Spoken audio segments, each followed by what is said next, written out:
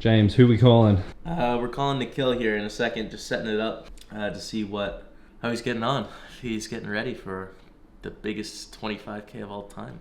Just for reference, who's Nikhil again? So Nikhil was the winner of my Ultimate Sweat competition, where we got to give away a platinum pass. You were part of that competition, Brando. It's a 3-month experience where people had the opportunity to set their own goal, similar to the Ultimate Sweat version 1, and then document the process of trying to achieve it. So Nikhil won first place. He's going to the Bahamas from India. So we're going to call him up and see what's up. Brandon is the frame of cake. Can you see my frame? It's tidy. So what is shifted? Nikhil, you look amazing, alright? Yeah. The lighting, the composition, amazing stuff. It's looking good, man. We're repping the same hoodie today, by the way. Look at that. Oh, shoot. It's dropping out a little bit. It's dropping out every couple seconds where I can't hear you. We may have to do voice, Nikhil. So how you doing, man? I'm doing very well. A little panicked, but otherwise very well. 6, 7, 8, 9, 10, 11 days. 11 days. Oh, wow. It's Right around the corner. it is, and it's been a long journey for you. I mean, you started my competition. When was that? Like June 15th. so half a year. That's crazy, man. Lots of ups and downs, but it's all good. Of course. Yeah, man. I mean, I know that for sure with myself. Like the high of being in a contest like that and then winning it. You know, I'm with you in that I had the same situation on my end, right? And it's like you kind of beat the odds and it's crazy. And then it's like life after.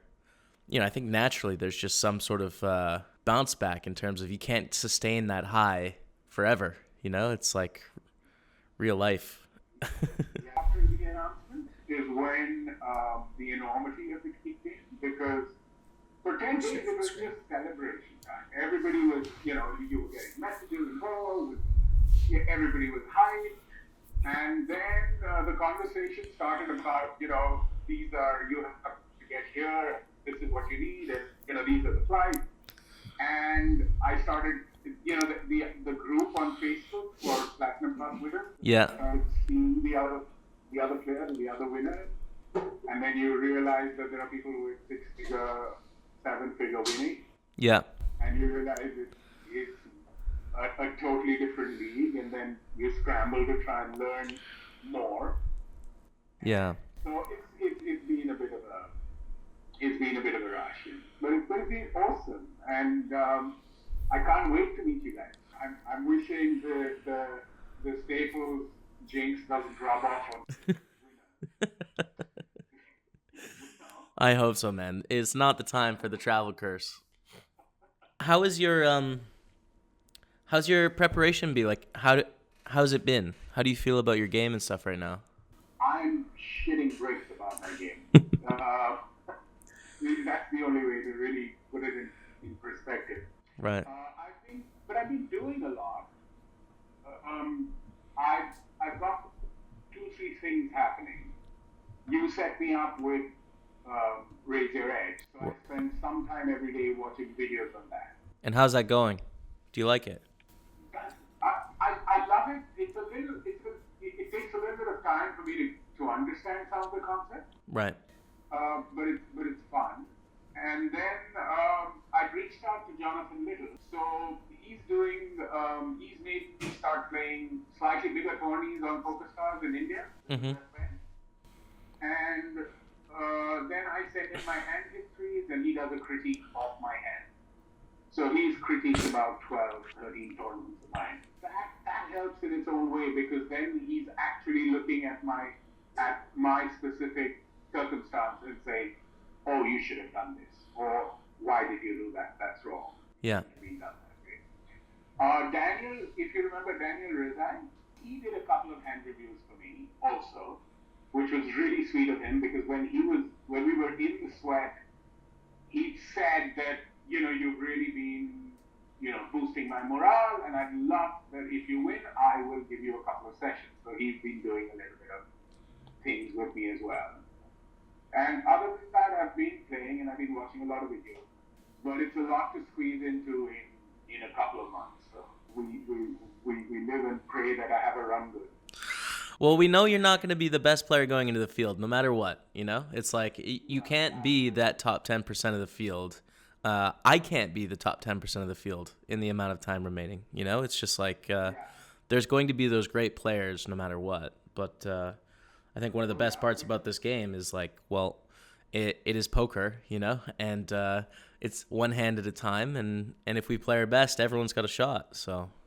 Yeah, and sometimes it's just good old run good. Yeah. You wake up with the right cards and people run into you and it's good. What do you think is like the thing that worries you most about your game right now? Like what specific aspect?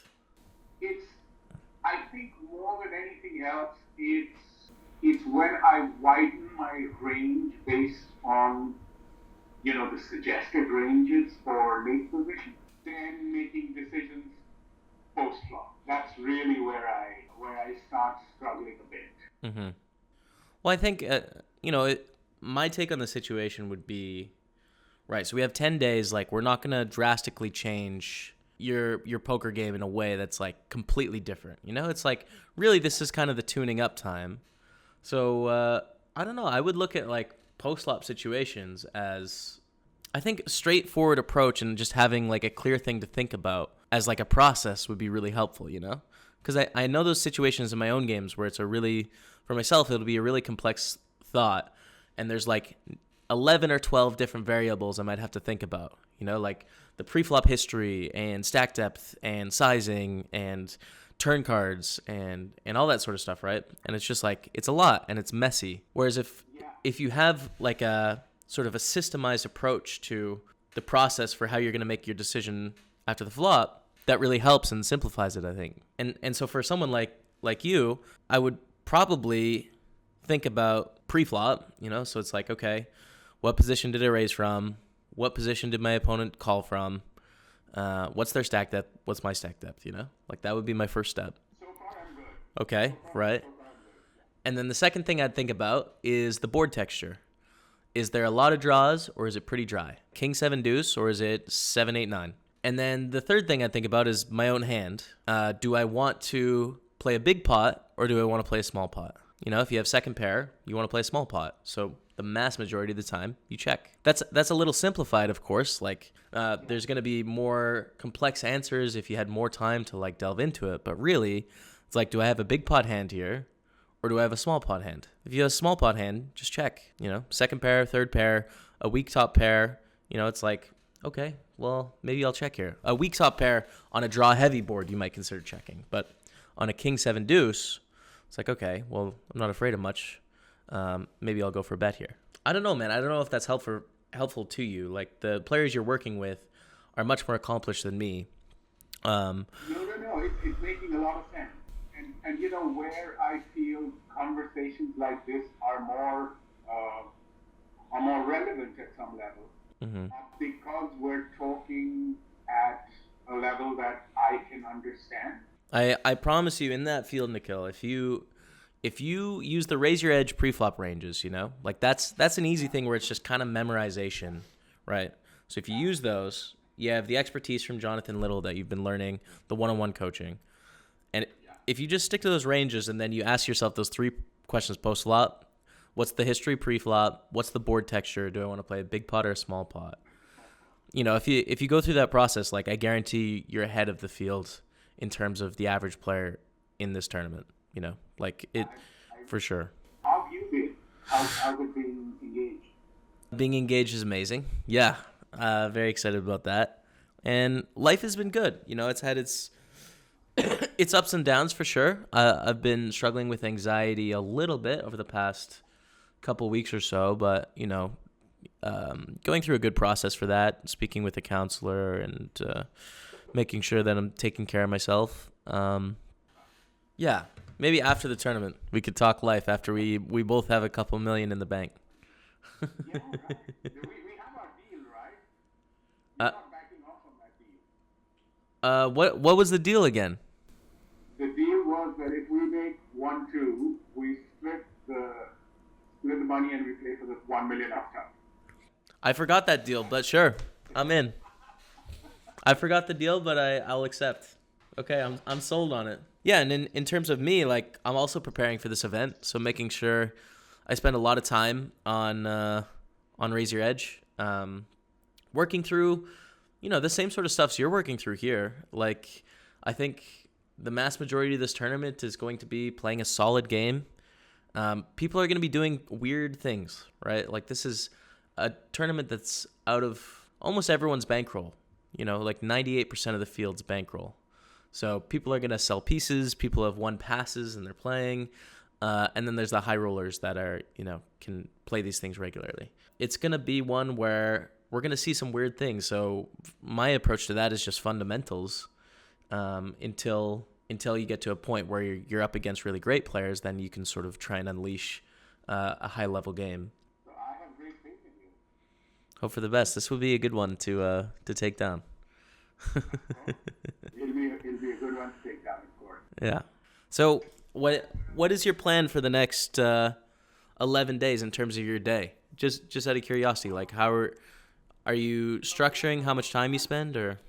As far as poker is going, I'm trying to do the following, which is one, I try and spend at least a couple of hours watching videos or, whether it's on Raise Your Edge or whether it's reviewing stuff that Jonathan sent me or on his site. Right. And then I try to play one high value tournament every evening. Okay. That's a lot, Like I know I'm preaching to the choir here, Nikhil, but like I'll just give you my take in case it's useful. You're someone that has more life experience than me, so I'm pretty sure you're better at this angle than I am. But I think at this point in the game, it's all just about like being comfortable, self-care, reducing your stress as much as possible by taking care of yourself, like that sort of stuff, I think is probably more important than like getting an extra hour in. So that would be my take, but If I were to say, unfortunately, I'm plagued by a dream and a nightmare. So there's one recurring dream, which is a nice one, which is that I have Daniel Negreanu on my left, and I have Igor on my right. right. And I wake up to pocket aces, to Daniel's pocket kings on an ace-king board. Okay. The start of this dream was terrifying, by the way. It's not a good table lineup in this tournament, but it's progressing nicely. But it went really well, and that was the dream, right? And Right. I had it about 3 to 4 times. The nightmare, on the other hand, is of my making some absolutely horrific mistake, which is caught on camera and goes viral on YouTube. So between those two, my sleep is totally messed up. But it's a once in a lifetime opportunity, and I know I'm really going to enjoy it once I get there. It was good to talk to you. It was good to catch up before. Let me know, of course, if there's anything I can do to help before we meet in person and before we get there. But Anything, I will reach out. You've done a lot for me, and I'm truly appreciative. But I look forward to meeting you. exciting times. Okay, Nikhil. Thanks for the call. Talk to you soon. Ciao, ciao. Bye. See you soon. Bye. All right, so that's Nikhil, the great man. I mean, he's got a lot in the tank. Those are the people that followed along with his Ultimate Sweat journey. Like he really has the ability to go hard in the paint. Like he worked very hard. He's an impressive guy, and I believe in him, and I hope everything works out in the 25K. You would know as well as anyone that like you don't cash 80% of the time. Yeah. I'm hoping that if that does occur for him, that he's not going to taint what could be a great trip for him regardless, Yeah. Having like an objective expectation of yourself and putting objective pressure on yourself almost, it's like, I think it's fine to put pressure on yourself to perform, but in poker, you can't be disappointed in yourself if you don't cash. I mean, you could, but you're just going to live a very unhappy life, It's not about result, it's about the input of the decisions you make and the effort you put forward. But yeah, I think he's going to do well. The stars are aligned for Nikhil to take this thing down, man, or second place. Take it off. So hopefully you guys enjoyed that conversation with Nikhil, and anything you want to say down in the comments, let me let me know. Let Nikhil know. I'm sure he's gonna watch this video, so he'd love to get your feedback. And come the PSPC in the Bahamas early January, make sure you're on the rail for Nikhil. Sweat him. Brando, can we link some of his socials down below, like his Twitter? Check him out. Okay. Thank you guys so much for watching. Till next time, we'll see you later.